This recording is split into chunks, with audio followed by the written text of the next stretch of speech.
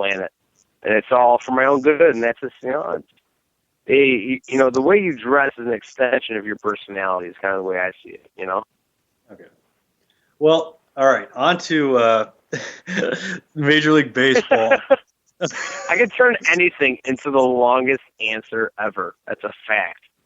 Yeah, that got a little extended there. Yeah, it's fine.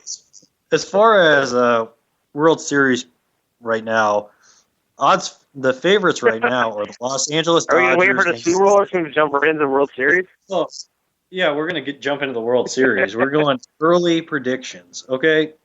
Odds right now, Dodgers 13-2, Angels 8-1, Nationals 9-1. Do you agree with those three being the top three favorites right now? No. I'm cool with the Dodgers and Washington being up there. I think they have two pretty good ball clubs. Made so some dramatic changes to their team over the offseason, at least in terms of the Dodgers. And moving D. Gordon and bringing in guys like Howie Kendrick and kind of shoring up that middle infield. And dealing Matt Kemp, that was a pretty big deal. And so, they've done several things, to improve their team. Pick up David Huff and a couple other pitchers like Juan Iasco, and Mike Fellringer. And so I think they do have enough depth, like overall in terms of, their pitching, their positional players. I feel they're relatively well set. In terms of Washington, what they've been able to do, haven't really made any major additions yet. Right now, what sounds like almost a sure deal, just kind of working out the final numbers here. Sounds like Max Scherzer will be joining that pitching staff. And like I said again, they got a bunch of guys due up in 2016. We talked about this before. We have Jordan Zimmerman, you have Doug Fister, you have Ross Ollendorf, Tanner Rourke. I mean, all these guys right now.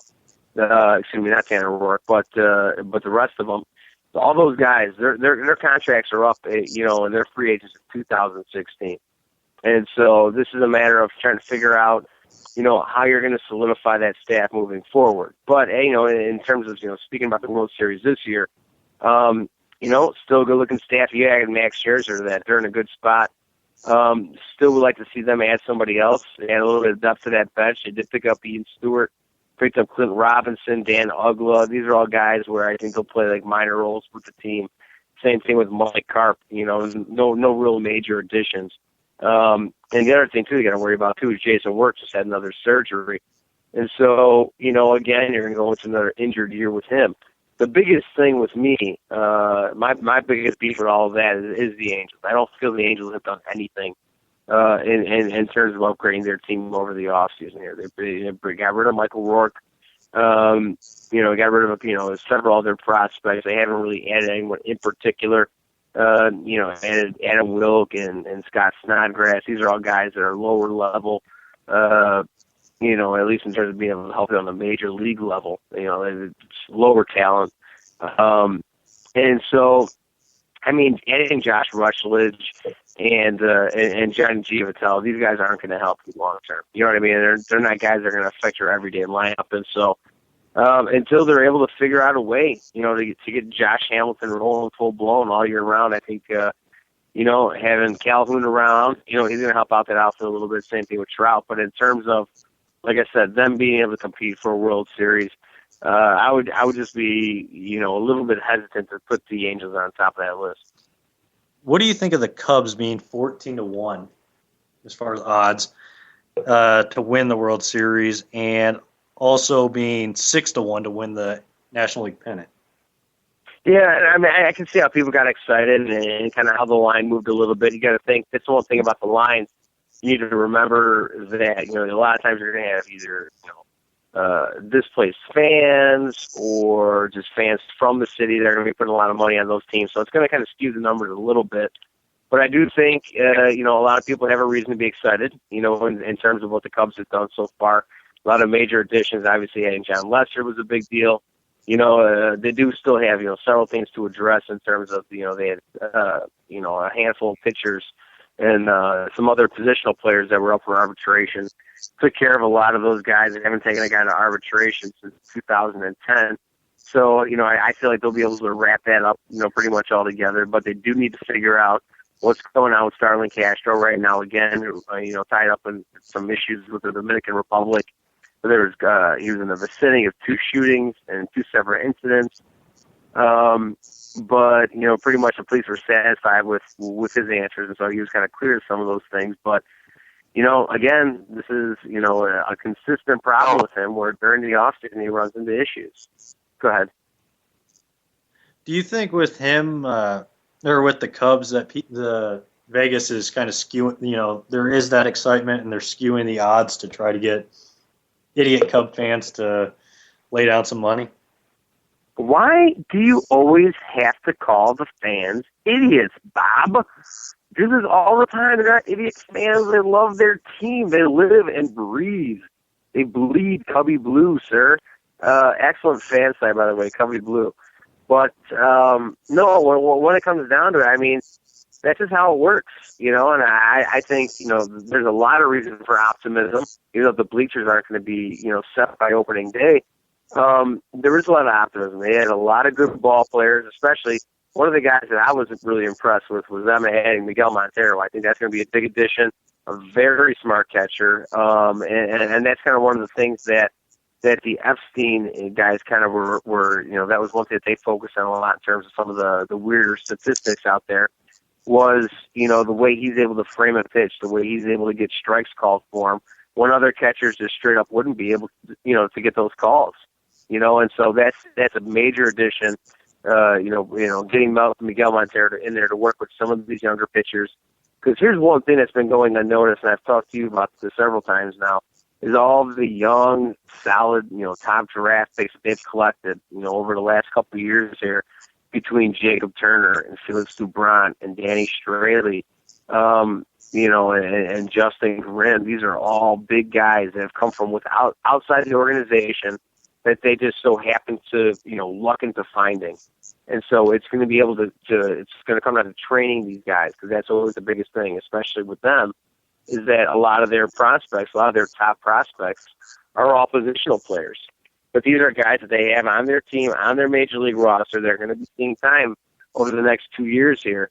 And having a guy like Miguel Montero working with them and helping them kind of refine their game and, teaching them how to study. And then you add John Lester on top of that, they're going to be a very solid ball club, and they're going to find, quite a few pitchers out of some of these guys that, other people just kind of threw in the garbage for trash. As far as teams with kind of big odds, you got Blue Jays at 20-1, Braves 25-1, Royals 25-1 to win the World Series. Would you take a $5 or $10 bet on any of those teams? Who was the first one? Atlanta, Kansas City, and who was the first one? The Blue Jays. The Blue Jays. Atlanta, I'm going to be honest with you. I'm a big John Hart fan. I really don't know what the hell they're doing. They're really confusing me right now. They let Irvin Santana leave.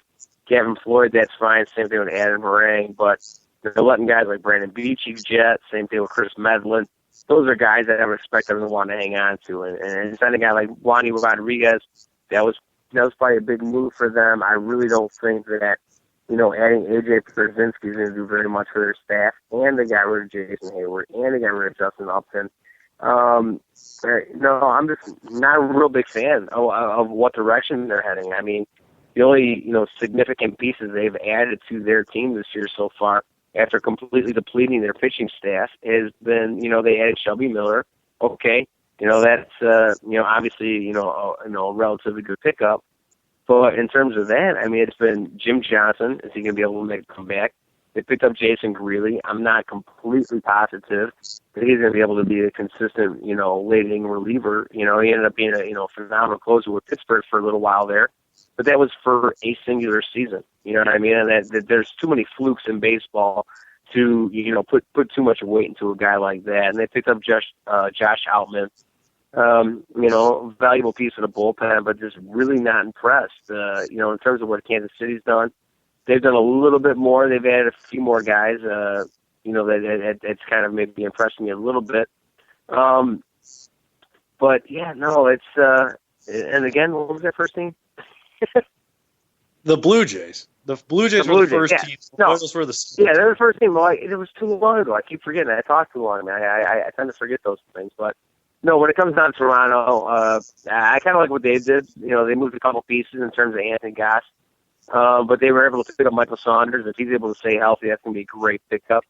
Not sure why they signed Jake Fox. That guy seems to be like a regular DH, but they're really trying to figure out something, to kind of solve that third base spot they have right now. Picked up Josh Donaldson. Hopefully he's able to, to be consistent and kind of get back to, his successful year in Oakland. But again, that's a guy, much like Greeley, where he had one solid year in particular. But just, I haven't seen a repeat yet. Just kind of waiting to see how that works out. But I think with their pitching and the offense that they do already have, like on the team between, Jose Reyes and I think Encarnacion and you had Bautista, they have several guys that can swing a bat, especially when you add Martin into that mix. And so out of those three teams, I would have to say that Toronto's probably would get my $5 bet. What do you think of Oakland right now? What's your take on what they've done? Do you have a lot more questions than you have answers with them right now? Yeah, that was pretty interesting. You know what I mean? Kind of seeing the things that they've done over the last couple of weeks here. Picking up Zobrist and Escobar. Escobar's a little bit older, but thinking that they've added him, they've added Zobrist, they've added Butler, and if Lowry can stay healthy, oh man! I mean, I'm telling you, even though I picked on him for being a spaz over the years because he is, and I'm not going to take that back.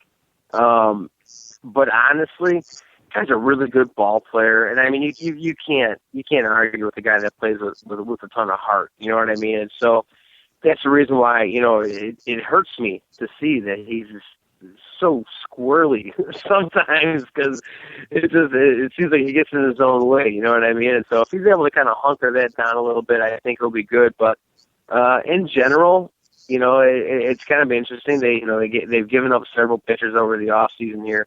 Quite a few to Chicago guys in terms of Samardzija heading over that way. Also, Tyler Thompson went to the White Sox. Michael Yona. Also, they brought in Chris Bassett, but they also lost Lester and Hamill. All these guys, Joe Savory, all went to either the Cubs or the White Sox. And same thing with a couple other guys that they had lost on the pitching side. And so, I'm sure they're confident with their pitching depth, but it's just, if they're able to come up with enough offense, you know what I mean? That's always been the big shtick with them is, just being able to come up with, enough innings to back the great pitching that they've had. In terms of their bullpen is extremely solid. They've added a few more pieces in Yuri Del Rosa and Rudy Owens. Those guys are going to help them out. And they're always going to be able to find guys to come up and kind of fill when there's an injury in their rotation. So that's going to help them out big time too. But if they can, like I said, if they're able to get Lowry going and kind of everybody else that they went through and picked up during the off season, I think they should be all right and be relatively competitive. But I'm still a big fan of Seattle. I like that squad. Well, Johnny, last thing before I let you go, do you want to tell everybody where we can find you on Twitter, the internets, all that good stuff? Certainly. It's from my shortest answer of the night. You can find me at Maloris, MALIORIS. Find me Windy City Stars, Facebook, Instagram, Twitter, all of those fun things. Awesome. Well, I appreciate you coming on. We'll talk again soon, and we'll be ready for the 29th, buddy. You got it. Be good, everybody. All right. And we'll be right back here on the Bob Sullivan Show. And I think Keith has something to say. Keith? About what? I don't know. I thought you were interrupting. No, that was John hanging up. Oh, come on, John. All righty. Well, we'll be right back with me and Keith talking after the break.